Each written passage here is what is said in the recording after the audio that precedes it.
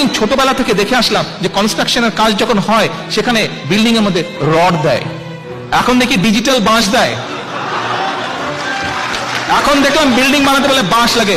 কয়দিন আগে দেখলাম, সারা জীবন দেখলাম রেল লাইনের দুটি লাইন চলে গিয়েছে, মধ্যখানে স্লিপার শক্ত কাঠের ভালো, যাতে কোনো দুর্ঘটনা না ঘটে। এখন দেখলাম সেই স্লিপার সরিয়ে কাঠের স্লিপারে বাঁশ দিচ্ছে।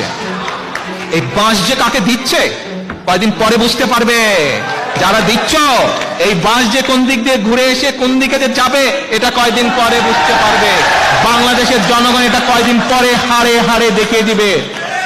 বাংলাদেশের বহু সাংবাদিক, বহু পত্রিকার মালিক আজকে কি বলে রং হেডেড, যে না, যখন সাগর রুনির হত্যা হলো ঘরে ঘরে ঢুকে পাহারা দেওয়া সম্ভব নয়, রক্ষা করা সম্ভব নয়।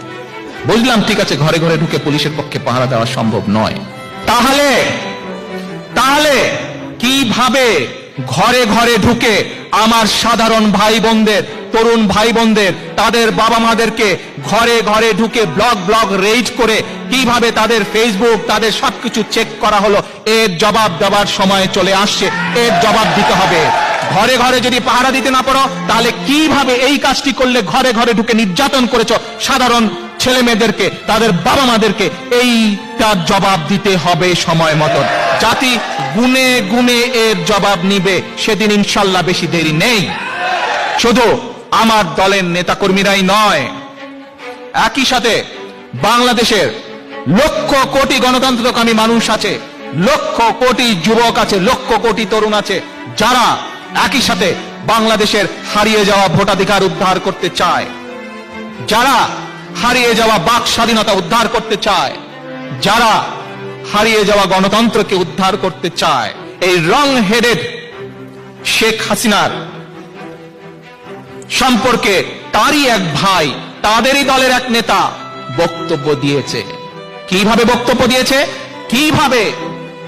কিভাবে শেখ হাসিনা বাসের মধ্যে পেট্রোল বোমা মেরে মানুষের লাশের উপরে রাজনীতি করে, এটি তাদের নেতাই বলে দিয়েছে তাদের রং হেডেড নেত্রী সম্পর্কে। এবং সারা বাংলাদেশের মানুষ দেখেছে 2007 সালে কিভাবে তারা লগি বৈঠা দিয়ে মানুষ হত্যা করে সেই লাশের উপরে নেচে তারা তার উল্লাস করেছিল। তারই কথার প্রমাণ হিসাবে শেখ সেলিমের কথার কথা প্রমাণিত হলো।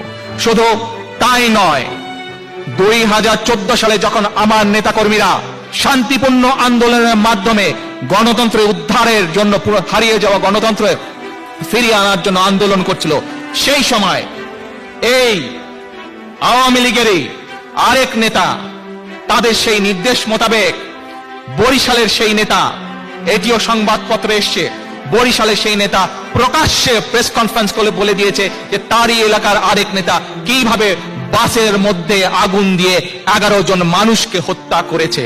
কাজেই মানুষ পুড়িয়ে হত্যা করে মানুষের লাশের উপরে রাজনীতি করা এটি ওদের রাজনীতি, এটি বিএনপির রাজনীতি নয়। বিএনপি কখনো এই রাজনীতিতে বিশ্বাস করে না। আমরা আন্দোলনে বিশ্বাস করি, আমরা মানুষের গণতান্ত্রিক অধিকারে বিশ্বাস করি, আমরা মানুষের বাক স্বাধীনতায় বিশ্বাস করি, কিন্তু আমরা এই ধরনের ধ্বংসাত্মক রাজনীতিতে বিশ্বাস করি না।